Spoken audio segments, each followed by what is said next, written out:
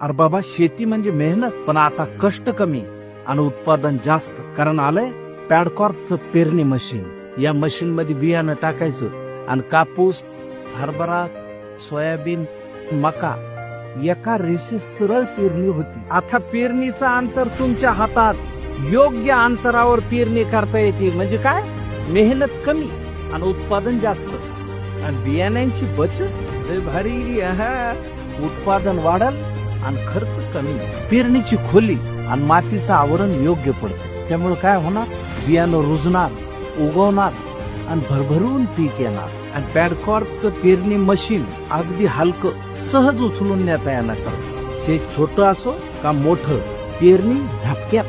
Stainless स्टीलची दातं, त्यामुळे वर्षानुवर्ष गंज चढत नाही. म्हणूनच पॅडकॉर्प कंपनीचं सीडर मशीन प्रत्येक प्रगतिशील शेतकऱ्याचा मजबूत आधार.